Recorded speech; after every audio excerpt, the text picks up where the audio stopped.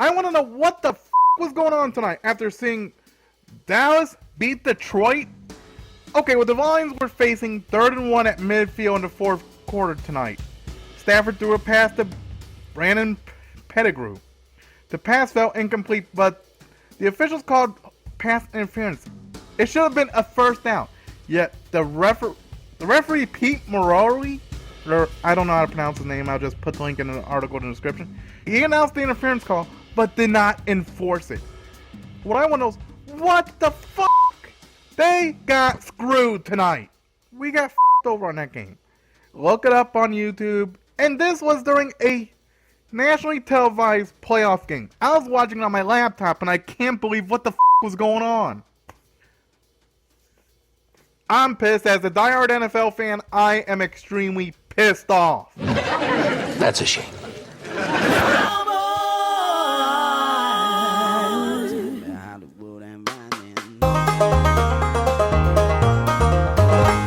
All right, welcome back to another edition of the One Star Cowboys podcast. This is our Detroit Lions preview episode. What do you get when the Detroit Lions are fresh off a bye week and pissed? We'll discuss with John Machota, Saad Youssef, and Kent Garrison back with us again. Make sure you're getting in that Discord as well. John and I had to pay up a little bit. You can get your picks and predictions in. We'll cut those off at 3:24 p.m. on Sunday. Let's start out, John, on the injury front. Starting to feel like we might be getting some help in the secondary here, huh? I mean, yeah, okay, so there's some help in the secondary. It's still not a great situation, especially when you compare it to where Detroit's coming into this game, coming off a bye week. I believe everybody on their 53-man was able to practice this week so far, so they appear to be very healthy. The Cowboys, on the other hand, okay, they're getting Jerron Bland back. It seems like it's heading in that direction. He was a full participant in today's practice, even though today wasn't your normal, regular, I guess, Wednesday practice, because they're coming off of playing really late Sunday night, and this is just, it's kind of the way McCarthy goes about things. So, but the fact that he was out there and he's on the injury report as a full participant is a good sign that he's going to be out there. I don't know if he'll be playing every snap like he would if he was 100% healthy, but the fact that you're getting him back seems to be pretty significant. And then the other part of it is Kalen Carson was also full. You know, he's missed some time with that shoulder injury, so it looks like he'll be good to go. Trayvon Diggs was full with his ankle. Tyler Guyton also was full coming off the knee injury. So they're getting some good news in that department. The problem, though, is that they're not getting any good news in the defensive end department. You know, no practice today for Micah Parsons. Obviously, Lawrence is on injured reserve. You know, you're not going to have Marshawn Nealon for at least a month, maybe 6 weeks. That's the part where you're really thin. But some of the other spots, yeah, they're in pretty good shape. Still, obviously, IR for Brandon Cooks too, so you're not going to have him in this game. So interesting though, because the experts only got this as the Lions by 3. Really surprised me. There's no question these are the two teams I know the most about, and I thought for sure this line would be 5 or 6 for the Lions. So very interesting. So is there anything you can read into some of the guys the Cowboys have been just bringing in? These aren't like household names or anything, but kind of tip us off to what they're maybe thinking about where their deficiencies are. Yeah, I mean, I feel like, you know, a lot of those are just depth moves. They don't really feel like it's not really any it's not really to fill the role of even the players that are being asked to already fill roles, meaning like this isn't a Marshawn Nealon replacement. I think Marshawn Nealon's replacement is Tyrus Wheat or, you know, someone like that. And then you're just bringing in guys that can kind of fill up the back of the roster. Same thing at the wide receiver position. I mean, no matter who they sign, work out, whatever, without Brandon Cooks, your wide receiver core is still CeeDee Lamb, Jalen Tolbert, Jalen Brooks, Ryan Flanoy, and Kevontae Turpin. Like, I don't really think that's changing no matter who they sign to the practice squad or whatever. The only thing that obviously is significant is the players that they're bringing up from the practice squad full-time, especially the vets, Carl Lawson, Nick Vigil, the linebacker. So I think those are the guys that are being looked upon more as like role fillers. The other guys, at least, you know, not just by name recognition, but just by, like, you look at the caliber of players and where they were. I think at this stage of the season, if you're really looking to fill a starter rotation type of role, you're making a trade. Like, it's just not very common that you're going to, the guys that are on the street are usually on the street for a reason. And so I think that's more just depth moves, and all the real fill-ins are really internal, as Jerry Jones told the media the other day. I have to mention one of your tweets from today, Saad, that gave me a little chuckle. Do you like morning football on Sundays here over the pond? I like it. I love, like, for us here, just because it gives you, wall to wall football. It kind of gives me a little bit of college football vibes, because usually, like, back in the Pac-12 days and everything, like, I'd just be watching, start at 11 a.m. and watch until about 1 a.m., 1:30. So you get like 14 and a half hours, and, NFL football kind of gives you that same thing if you get the London games going, and especially if it's a good game down the stretch, like we saw last week with the I almost said Packers, but with the Jets and the Vikings. So yeah, I like it. I love it. Was the it matchup Jags sucks for London? Yeah, Jags and Bears not doing anything for you? No, it's not doing too much. Go check out Saad's Twitter account. You see the tweet in question. I'll make you guys earn it. By the way, I do want to stop for a minute, because we are going to talk about the Lions a bit more in depth too, and all that stuff. Kind of a Cowboys type situation playing out in New York with Robert Saleh. I know we touched on it on yesterday's podcast. Like the security guard walking him to the door, and then of course Rodgers goes on McAfee. And it did remind me of something. Although the Cowboys, I don't know if they've ever had like a firing like that. I can't even think of one. We know the Jerry and Jimmy thing was real weird, but I was just like very crazy. And then, of course, I love that Rodgers has to do an hour with McAfee or whatever, and gets to talk about it. Seriously, guys, this is not me. No, seriously, it's not me at all.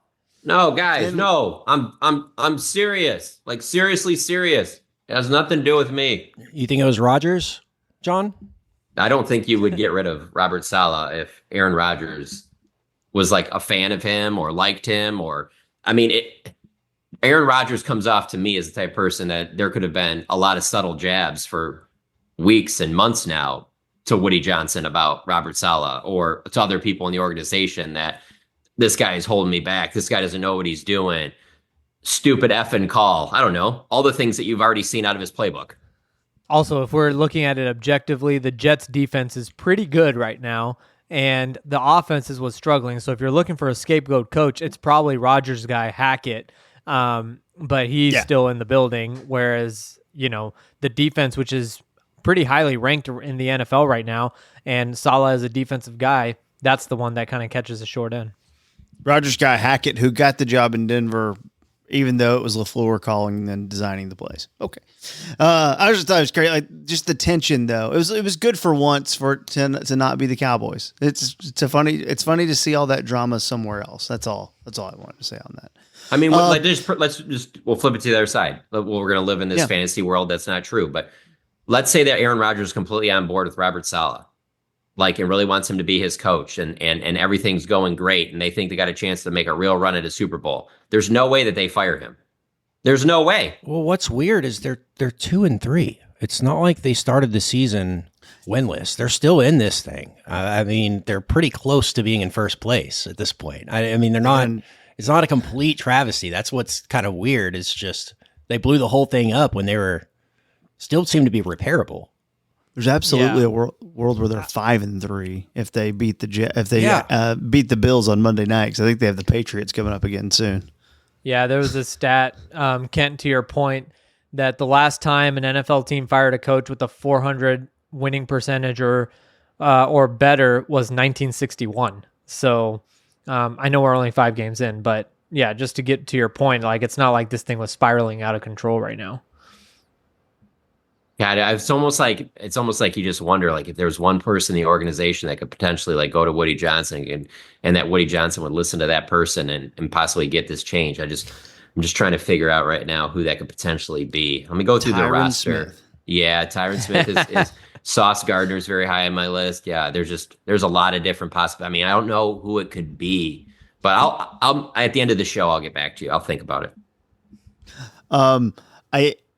I did see another stat. I don't know where it came from, but it's about wins. Like, it has been good historically. There's a lot of data on this.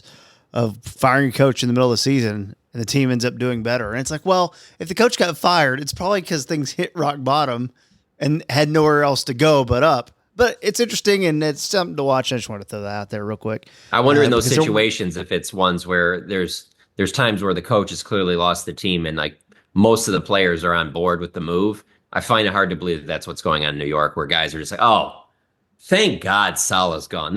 He's the one that's been holding us back right now. Good thing this move was made right now. Well, it shows you how bad that it must have been for Wade too, like back in the day.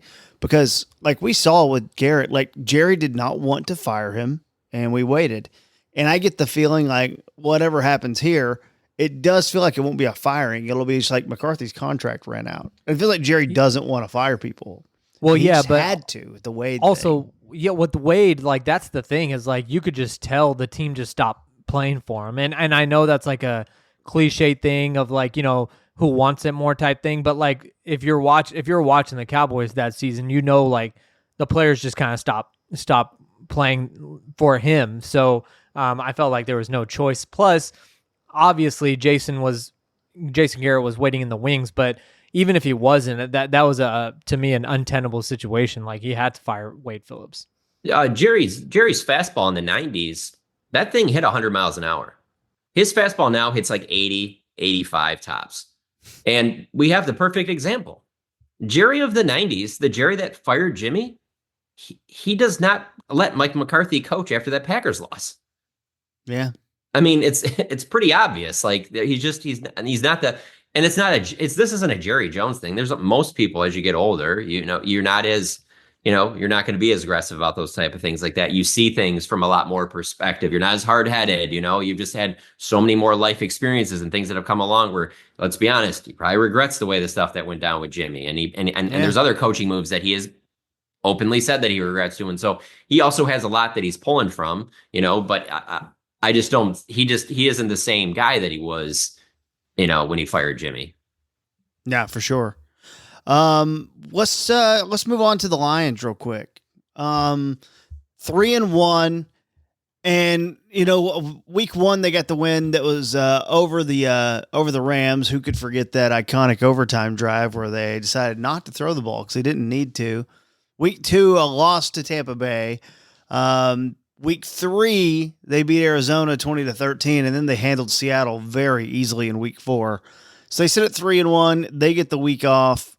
Really, they'll be playing on 13 days rest because they had the Monday night game.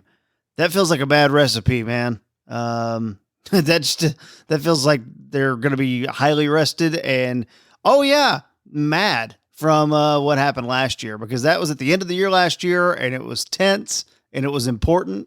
And I think it's one of the reasons that I think what you were saying, John, that Las Vegas spread is, I thought it was going to be like 6 or 6.5.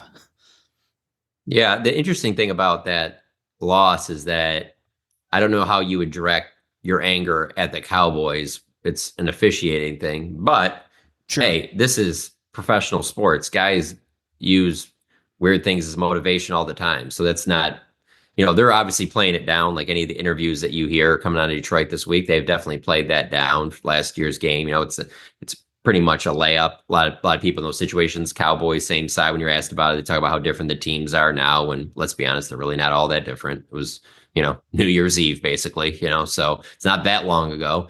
But yeah, I think the Lions feel that that's a game that they should have won, that they were the better team on that night. And they went on to, maybe that even factored in, I think, a little bit into the run they went on after that, you know, going all the way to the NFC Championship game and really looking like they were going to win the NFC Championship game through the first 2 quarters. So I get the sense this will be a very motivated bunch. The thing that just jumps out to me is the idea of just the way that the Lions want to play football, and that's to be physical on offense and run the football. And it just seems like such a bad matchup for the Cowboys. And then on the other side of it, they obviously want to throw the football because they're not going to win games. We know that it can be a nice compliment, but it won't be the reason that they win big games against good teams. And I just look at the Lions and I'm just like, Aiden Hutchinson had 3 sacks last year going against Tyron Smith. And now he's going to go against Tyler Guyton. And then, and you can make the argument that Aiden Hutchinson's playing right now better than he ever has. And so there's just some matchups there where, don't get me wrong, like I've said before, Dak and CD have a huge game that erases a lot. And that's the path for the Cowboys to get a win here. But we also haven't seen enough that makes you think like, oh yeah, okay, well, it's going to be another one of those 227 games for CD Lamb like he had last year against the Lions. It just doesn't look like Dak and CD are having that type of connection. You know, it doesn't look like Dak's looking for him to have 220 some yards. It seems like he's looking for him here and there, and CD makes his big plays. But I don't know that he's looked at him enough to where CD is going to have even 150 yards in a game yet. So maybe this is the one. Maybe this is the breakout game for those two. Yeah, and I think it is one of those things where, you know, to your point, first of all, about Dak and CD, I think it's not one of those things of we're waiting about. It's not an if, it's a when, right? So we've seen it happen before. It can happen at any time. It was looking really bad against San Francisco last year. Then the switch flipped and CD went on that historic stretch of whatever that was, like 150 yards in like 3-4 straight games or something like that. So it can flip, but you know, when I look at the Detroit Lions and the team that they have, if the Cowboys find any way to win this game, I feel like this is the most drastic like bandwagon switch that you can have as a Cowboys fan. Like if you're like, maybe you're not, maybe you're happy they beat the Steelers, tough environment, whatever, all that stuff, but you're still like, whatever. Justin Fields not a good quarterback, this and that. This is a Detroit Lions team that is ridiculously really talented, really healthy, rested up. If the Cowboys win this, I think this is the point in the season where fans jump on board and are like, okay, this just happened without Micah Parsons, without DeMarcus Lawrence, two players you're going to get back, and without Brandon Cooks and all this stuff. And I feel like this would be one of those prime games where everyone kind of actually starts believing for real. Do you think 1-1 in these next two games with the bye week sandwich in between would do that? Depends on what San Francisco looks like, because everything that I'm saying is more predicated on what the Lions look like than the Cowboys. Because if San Francisco is super banged up and you beat San Francisco in San Francisco, sure, you can feel good about it. That's a quality win no matter what. But I don't know if it's as drastic as like you got your two stud running backs, you got your starting quarterback coming off of no incompletions, you got a good defense, you got the best pass rusher in the game right now, the way that he's playing, and then you're 0-2 at home, and then you beat them. Like, I feel like that's kind of as cutthroat as it gets, in my opinion. Yeah, I agree. I just think, there's a little bit of the Niners being the boogeyman that I think for a lot of Cowboys fans, they would love to see that because it would make it look like they're taking a step to finally getting past them. But if you just look at those two teams on paper, if that 49ers team looks like the one that's out there right now, the Lions are no question are better. I mean, the Niners to be that team that they've been in the past and to be, the face and favorite of the NFC. I mean, bare minimum, you're going to have Christian McCaffrey on the field, and that doesn't look like that's going to be the case. So, no, I don't think that the Niners getting that Niners one would be on the same level as if they beat the Lions. But I think if you're a Cowboys fan or you're on the team, you have to be thrilled if they can split these next two games. It's interesting because you could come away from this Sunday and then get your bye week, get to the 49ers game and still go, okay, I still feel the same I felt about the Cowboys. Whereas the 49ers, they have Seattle Thursday night, and then we'll have a little more context with them because they have the Chiefs next week, and then they get the Cowboys. So that, game will have a little extra, it'll have a little extra cursive on it just based on what happens there.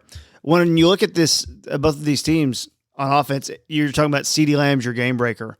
And then you go to the Lions and you go, well, they have multiple guys that I'm terrified of. Whereas I think teams see the Cowboys and go, I know I have to account for Ferguson, but CeeDee Lamb, and there we go. That's about it. It's a big contrast, right?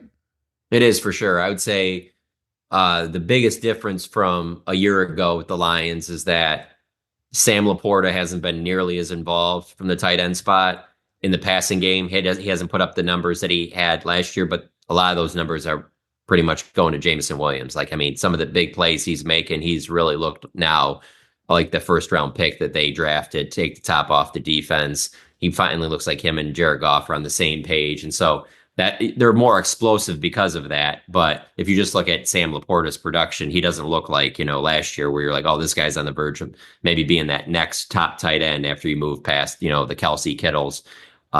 So I think Jameson Williams will give them a lot of problems. Amon-Ra St. Brown has not been as good early on as he was a year ago. He was outstanding for them last year. I think that is just kind of taking them a little bit to get everybody going, but they've been running the ball so well. It just like what they've been doing just looks like it will be a continuation off of what the Saints and Ravens did at AT&T Stadium. And that's the other part that's so bizarre is that this Cowboys team was so good at home and awful on the road, and now they're good on the road and they've been awful at home. And so does this game flip that? Does it change it?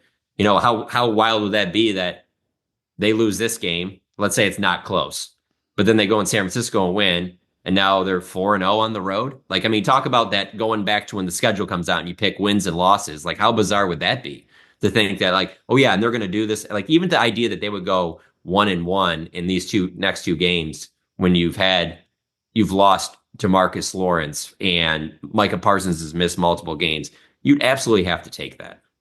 Yeah, and I think also for the Lions, I would make, and maybe John could probably back this up more because he's more involved with watching the Lions, but I would argue the Lions might be the most balanced offense in the NFL right now. And when I say that, I'm not talking about run or pass. I'm talking about looking at every single unit of the offense in terms of your quarterback. It's not Mahomes, but what do the Chiefs have at receiver, right? And I'm not saying it's the best offense, but I'm saying you have a good quarterback, two really good running backs, a great offensive line, and great receivers, and a good tight end who, again, hasn't produced and stuff. But there's no point on the Lions offense that I see where I'm just like, yeah, just exploit that. Go after that and just, make that happen. Because if you sell out in stopping the run game, I do think St. Brown, Jameson Williams, Laporta's shown in the past that he can do it. Goff is solid. Like, I feel like they can hold their own in there. And if you're not able to stop that running game, the two running backs might be one of the best running back duos in the NFL. So it's a scary situation for the Cowboys defensively. And I think more so for me, it's scary for the Cowboys defense than the Cowboys offense. I still think the offense is fine because I think Dak and CD can find a way. Ferguson, Rico showed that he can do just enough. It's kind of what you need, that he just does enough. But the defense is where I'm really scared for the Cowboys.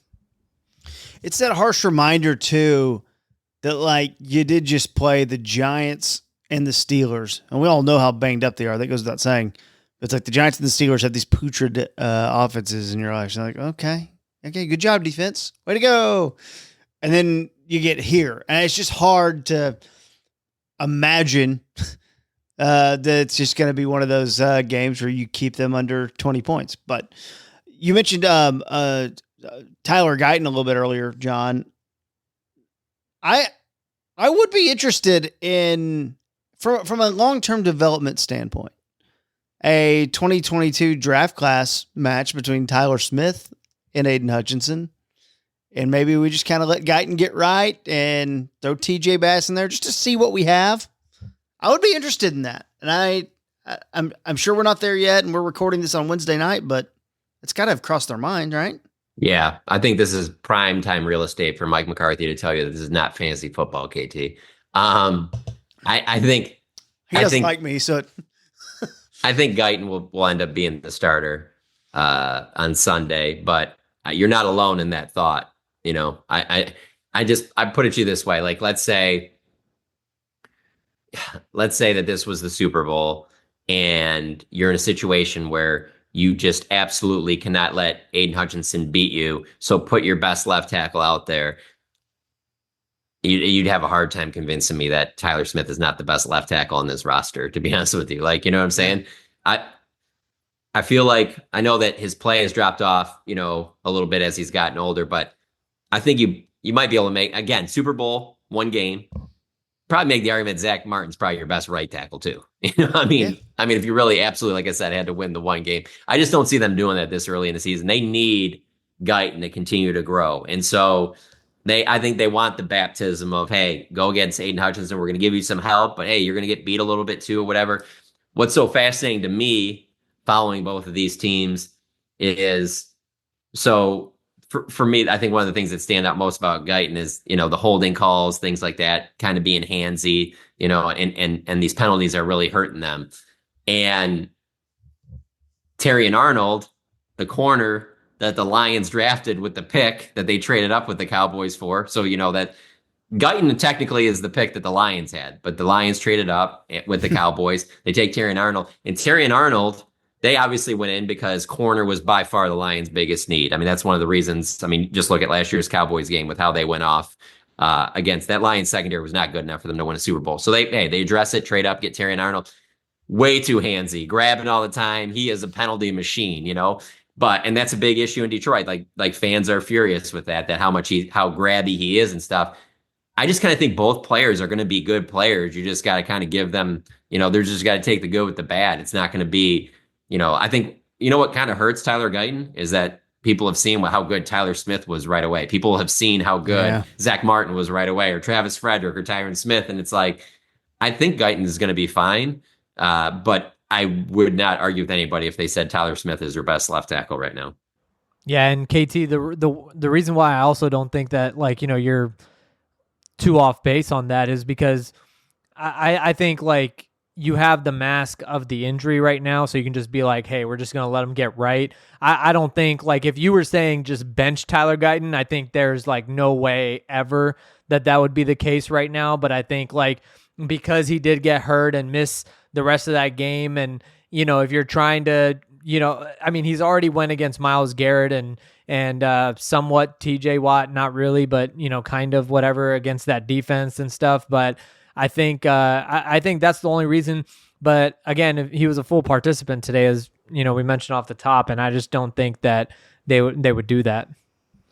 Yeah, to me, I mean, first of all, I threw out the premise Aiden Hutchinson, Tyler Smith are taking the same year. That's just fun. But I'm also thinking okay, how healthy? How is it a drop off? This is one game where I might go, we got a bye week coming up too. Let's just get Tyler Guyton right. Also, confidence. And he has not had it easy with a little Myles Garrett action in week 1. Held his own. He was okay. It's fine. Look at all these guys he had to go up against. Even Max Crosby in the preseason we talked about just for a little bit. From a confidence standpoint, the one guy on earth right now that you don't want to mess with is Aiden Hutchinson, who is, you could make an argument for league MVP if you wanted to, and it wouldn't be crazy. You wouldn't get swatted out to half court if you made that argument. He's nuts to a man. Would you guys take Aiden Hutchinson over Micah? Or is it too easy of a question? Yeah, no, I would absolutely. Yeah, I think I would too, but I don't think it's an easy. I think it's not a slam dunk for me. I think I would think about it a little bit. I think Micah in the Bright system and used in a lot of different ways can be really, really interesting and really intriguing. But straight up, I think I would lean Aiden Hutchinson a little bit. It is kind of funny though with Hutchinson that, at least with Micah, when everybody's healthy on the Cowboys, you have to worry about Lawrence on the other side, and with the Lions, Hutchinson's like CeeDee Lamb to me, where it's how is your game plan going into when you're facing these teams? How is your game plan if you're a defense about to play the Dallas Cowboys? Whatever we do, we take away CD. Whatever we do, that's we have to do that. Let anybody else be us. It's the same thing with the Lions. You let everybody else, you double team Aiden Hutchinson every opportunity you get. You send him through that gauntlet of having to go through a back and a tight end, whatever it is. You make it so that he cannot wreck it. Make somebody else do that.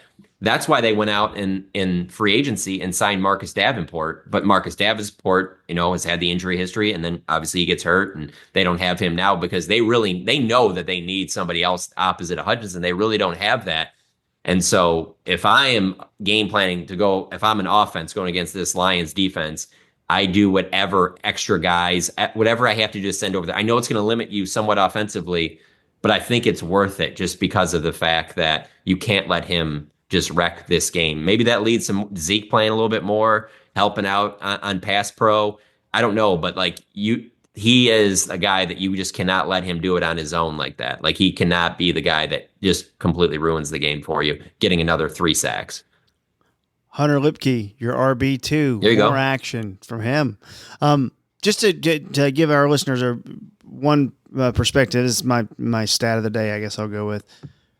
Through 4 weeks, so wipe out week 5 because the Lions had the bye, but through 4 weeks, he led the NFL with 40 pressures, and the next closest was 22. And he did stat pad a little bit against Seattle as Seattle kept throwing to try to stay in there. I think he had 15 pressures in that game, but it's a monster season so far, and he scares me. That's all. That's all I wanted to say right there. You like the Lions. The Lions can be got through the air. Pretty good run defense so far this year. Through the air, they've given up a ton. That's right, kind of like Jalen Tolbert breakout game. How about another 7 catches and 90 yards? Like, that's something that would make you feel a little different about the offense headed into the bye. Yeah, I think that's a must in this game. Like, I think you're going to have, if it's not Tolbert, maybe it's Jake Ferguson, because while I say you'll trade it all if you can have CD have a big game, because I think that's a recipe. That's your path. That's your best path to victory. But I don't think that's going to happen. I think CD's going to have a good game. I don't think he's going to have a monster game. And so I think you need Tolbert and Ferguson. I mean, really look at that final drive, 2 times. It was once to CD, 2 to Tolbert, 1 to Ferguson, 1 to Lipke, which could be, let's say, some play to Lipke or Dowdle or something in the passing game. I think that's the type of variety. That's the type of spreading the ball around you're going to need. I mean, I think the Lions are going to force you into that because Dak's not just going to keep throwing it into, double coverage on CD all night long. I just don't see him doing something like that.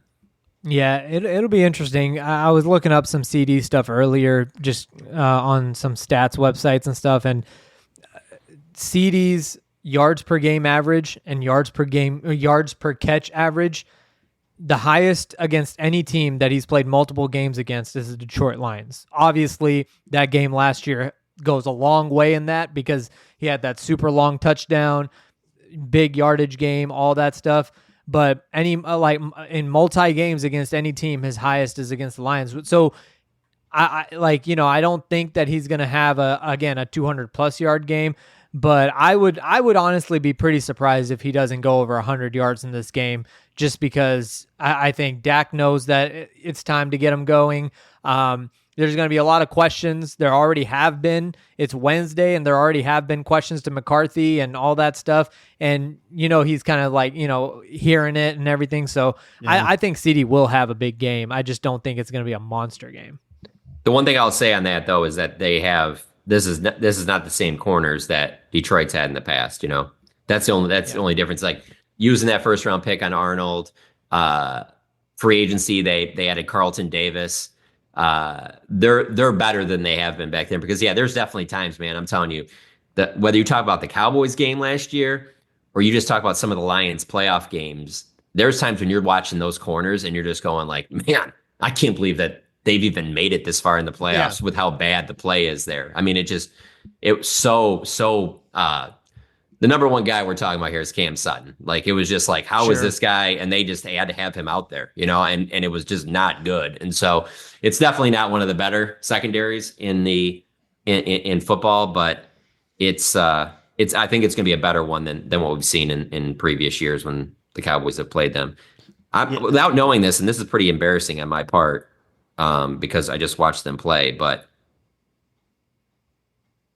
I don't know. Do you really think of the Steelers as some lockdown? There's no way CD can go off against them. No. I didn't think of them like that, and there wasn't that big game there. You know what I'm saying? I looked at that was a secondary you kind of eat against in the passing game. And even I think maybe the biggest catch of the night for him was him making just an incredible play. Amazing. And having to go up and get it and keep his feet in.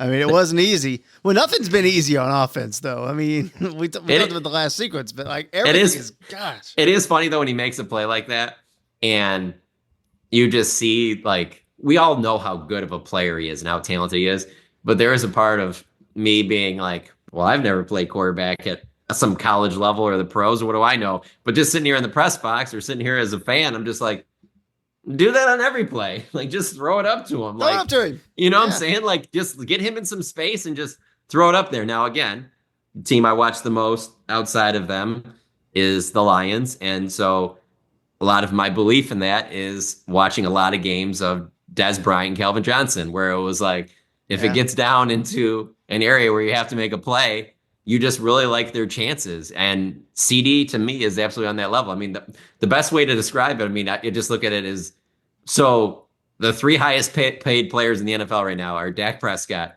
Justin Jefferson, and CD Lamb. I mean, you have two of the top three guys. Like, I don't know. Maybe it's a good thing. Maybe that's, I don't know. But I'm just saying for me, I'm not saying this is right, wrong, or whatever. For me, I'm more Jay Cutler on this, where I'm just like, I'm just going to go YOLO balls to him all day long and just live with what happens because he's such a freak. It is amazing. Like, anytime I see Justin Jefferson catch a pass in a game, I'm like, how did the other team let that happen? Yeah. Like, I have to let Jalen Naylor beat me a few times. 100%. Jordan Addison's starting to come on a little bit. So let's do picks. Anything y'all want to get to before we do our picks here? Any final thoughts? Brandon Aubrey's good. We know that.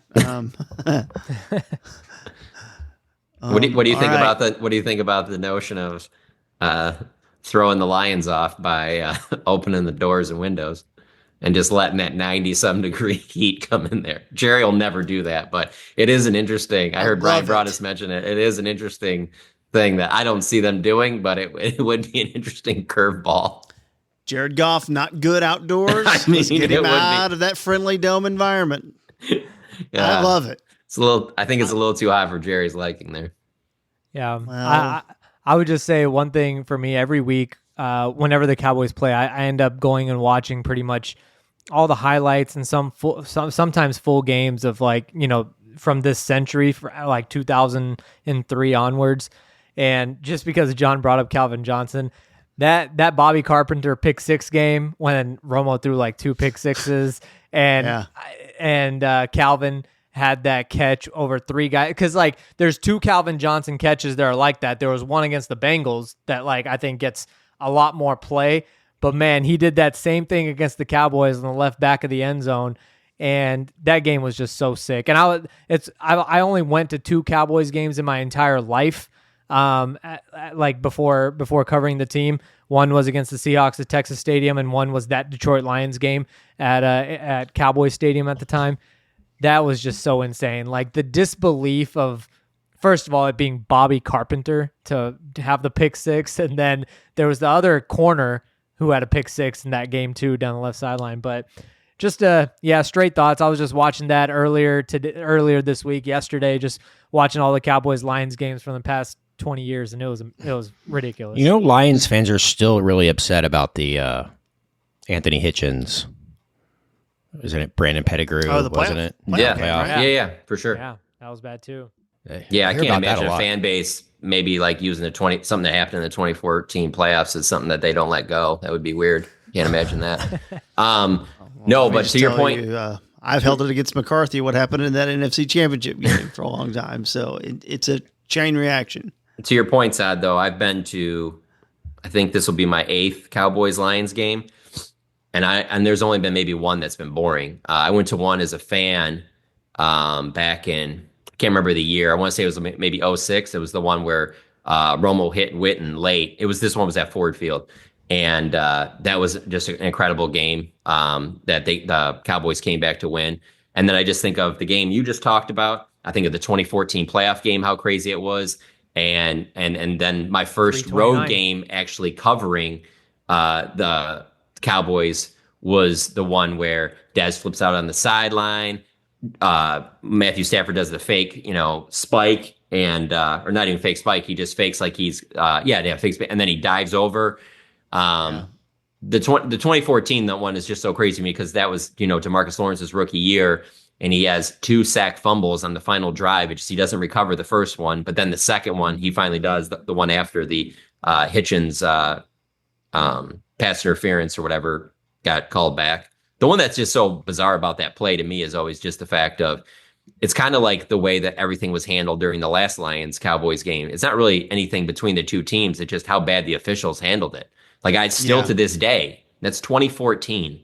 And I remember saying in 2014, I've never seen the refs go that far and mark it off and then all of a sudden go, no, this is wrong, and have everybody come back. And I still haven't seen it since. So the optics of it looks so bad, that from a Cowboys standpoint, look at how bad the optics look of in that Niners playoff game with that ref is he's pushing the ball back and they're trying to get it spotted before they can, the clock runs out on Dak before he, can run off another play. So the optics of the officials make those look so bad. But no, there's been a ton of, most of the times when the Lions play the Cowboys, it's usually something pretty entertaining. Yeah, that Calvin Johnson game, 329, when he went up, there was that one pass where he cut it over like Brennan Carr and Jeff Heath in the middle of the field, just climbed the ladder.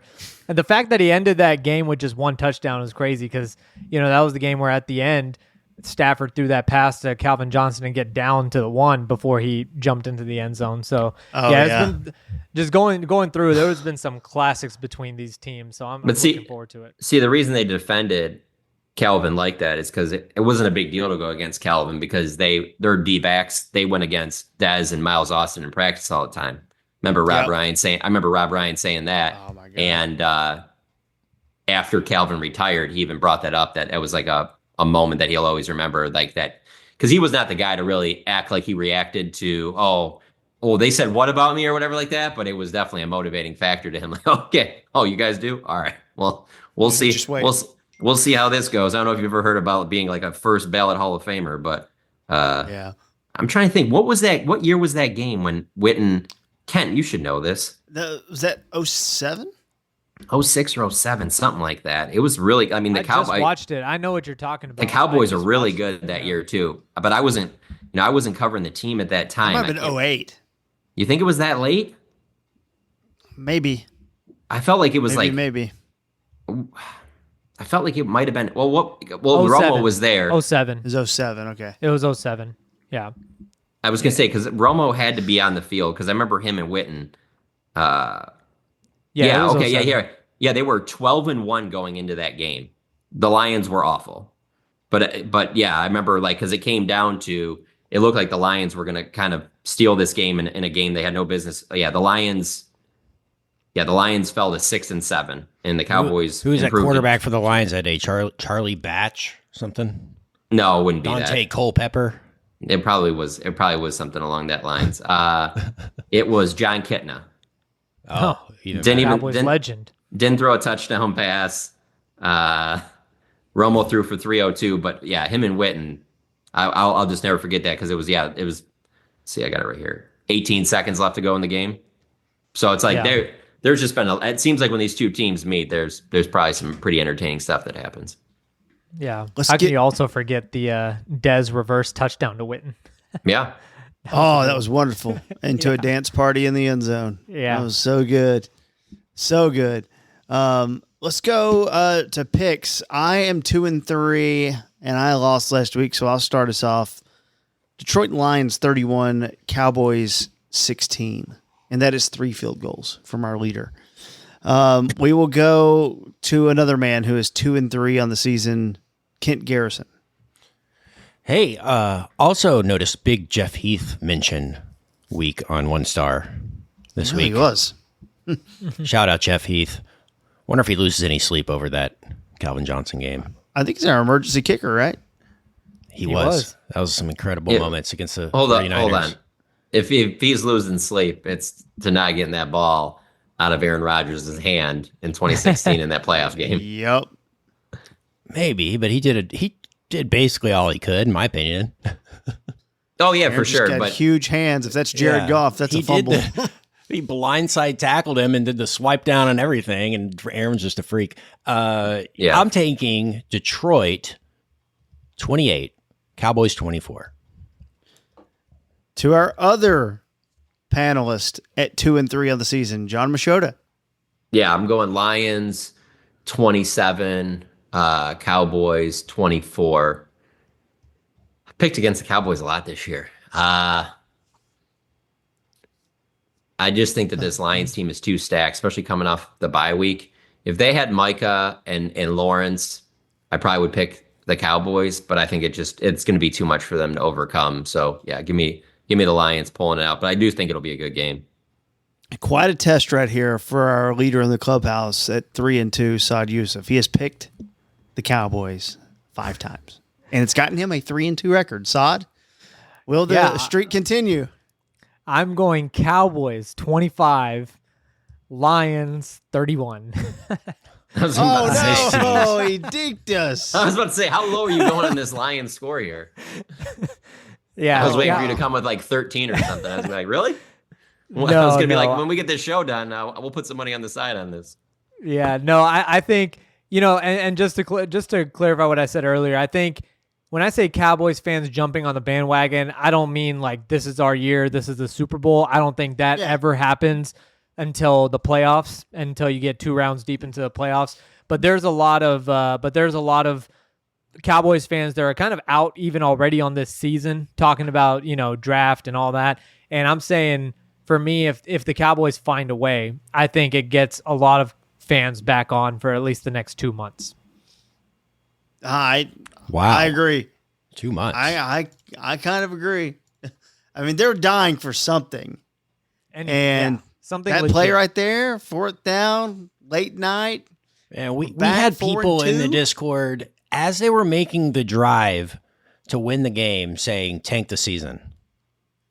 Yeah, So I don't know about 2 months if we beat the Lions. Yeah, honestly, I don't think it'll be a game. I really think the only way you get fans fully back on is a trade. It would have to be for a notable player, and we all know that's not happening. But I think that's what it would take. It would take some type of a really aggressive move for that to be the case.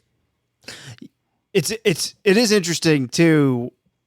First of all, that fan absolutely exists, and that's fine. You have the right to be a fan however you want to be a fan. But I also Absolutely. say if you can't celebrate the little wins and the things like that, then maybe a football life is not worth the life living. Maybe just living the football life. To me, you have to celebrate that. It doesn't matter if your team's 2-14, and you might be trying to tank for a questionable number 1 pick next year. Travis Hunter. But whatever. Like, dude, your team wins, and it's cool the way they win. Oh my God! Please pat yourself on the back.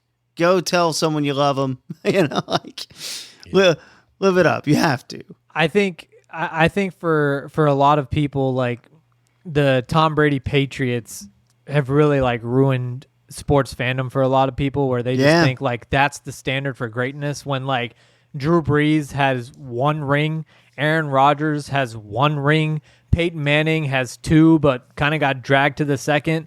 And so like it's not normal to just win Super Bowls every other year, things like that. So you really do have to enjoy those smaller wins throughout, because that pinnacle, that dynasty, like, even winning the Super Bowl is just so tough. And so I agree with you, KT. Like, I think you do have to take those small wins as they come.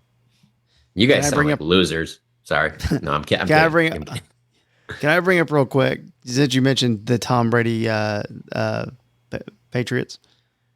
I haven't seen a second of it. I saw a clip online. Are you guys watching the Aaron Hernandez story on FX?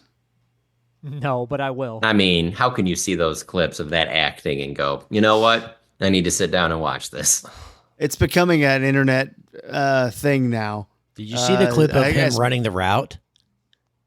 No, I saw the clip of Bill Belichick in the draft room when they're deciding to take Aaron Hernandez, and it is the most Saturday Night Live thing I've ever seen. Like it's like hilarious. There's no way this is serious right now. Bad.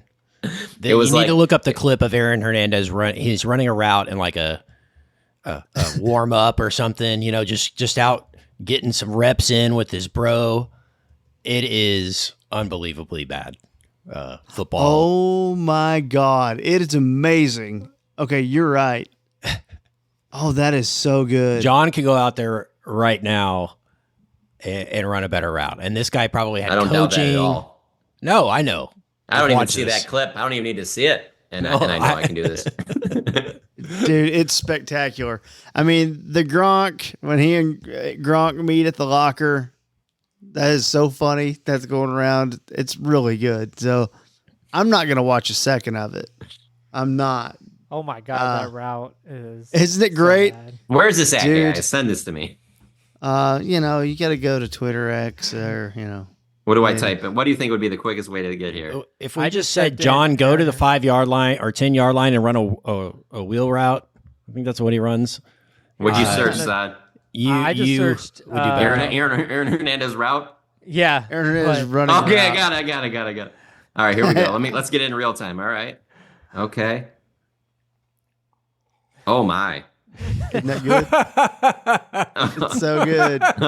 Oh my. Oh, my. Wow. Oh, man. Props So to you- Jamie Foxx then. So you could do a better Hats job off than to that, Jamie right? Foxx. Hats off to Jamie Foxx for his work in any given Sunday. One quick NFC East catch up, real quick too. Obviously, the Eagles are getting healthy, and they get the Cleveland Browns and their quarterback. They have the Giants and the Bengals on Sunday night because apparently the NFL is still allowing the Giants to play on nationally televised games. That was news to me. I did not see that coming. Ravens Commanders is our nooner. The noon big game. They're going to get the Romo treatment. Ravens Commanders. And my question for you fellas is, does Cliff Kingsbury get a head coaching job in the NFL ever again? I think I don't he think would you be, Go ahead. Go ahead. I don't think you can rule it out. I don't think it's Yeah. likely, but you cannot 100% rule it out. I totally agree. You can't rule it out, but I think he would be dumb to take it. I think just look, everyone's not meant to be a head coach, and that's okay. You're a really kick-ass offensive coordinator, and there's a spot for you for a long time in the NFL. We see this a lot with defensive coordinators and other guys around the league. There's nothing wrong with that. You got a little head coaching experience, but I think he's in a perfect situation with a defensive head coach in Washington. But I think you can make a long living in the NFL doing that. We'll revisit these comments in January. No, we and will. We'll play We'll keep back what that. Sod said when he gets the Cowboys job.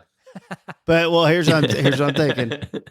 Let's say the defense they band-aid this thing up, they get through it, and then the defense looks strong at the end of the year, and it's like boom, Mike Zimmer, 3-year contract defensive coordinator.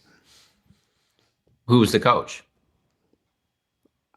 Available on the free agent market for coaches is one Cliff Kingsbury, who Oh, you're saying I that know- you're going Kingsbury I know Zimmer is- combo platter?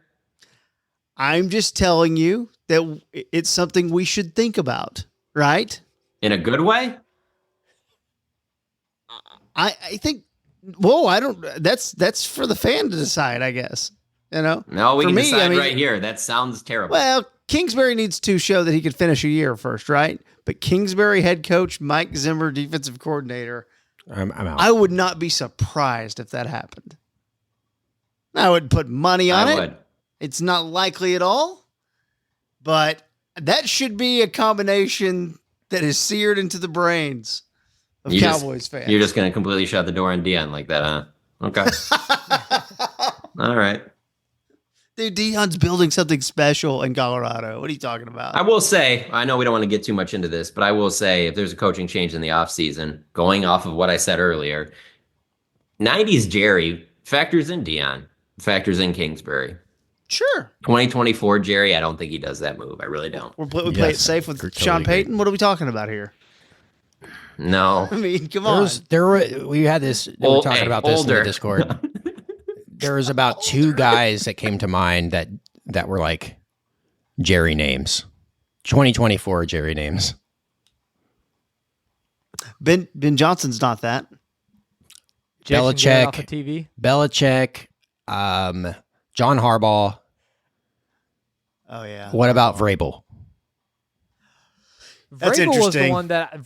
one that I was most like if you were going to get rid of McCarthy after the Packers loss, I was kind of all in on Vrabel. I was fine with that.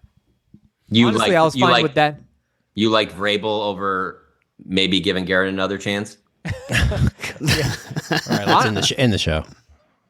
Honestly, I thought Vrabel as defensive coordinator, initially was like a good idea because then you kind of have your head coach in waiting as well and things like that. Yeah. But yeah, But Zimmer's I'm a bad person for taking it to coaching talk here in week 6 as we get ready for a After a huge win. conference battle between the Cowboys and the Detroit Lions. Upset City, baby. We'll have a little weekend review podcast for you in a couple days. Get you ready for that. So enjoy that, if you will. Again, get your predictions in on the Discord. Go follow that up.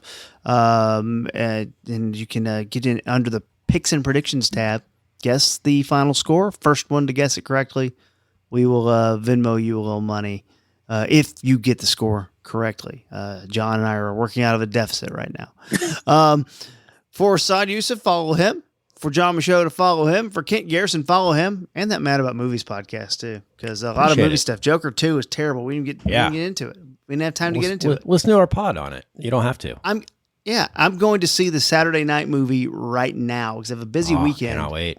But I'm catching a 10:35 screening of the Saturday Night Live movie, and I'm pumped. KT, you should be we'll on do that. Mad About Movies next week to talk about that. I would love to do that. I would There love you to. go. I'm also Count getting on it. married next week, so I don't know if I have time. Oh, Yes. never mind then. Don't worry about But Good work. my dumbass. yeah. So we'll see. We'll see what happens. I chose the bye week to get married. Oh, football life. For Saad, John, Kent, I'm Kevin. Thank you all for listening, and we'll see you next time on the One Star Cowboys podcast. I appreciate your tenderness. For over a century, Johnny Walker has shared its bold spirit with the game of golf. Now, crafted with Devereaux Golf, Johnny Walker introduces the Johnny Walker Blue Label-inspired Sunday Golf Bag, elevating the game with sleek design, blue label hues, and refined gold accents. Celebrate your hole-in-one with a premium Sunday bag crafted by Devereaux Golf. Submit proof of your achievement to johnnywalker.com/blue-in-1. Please drink responsibly.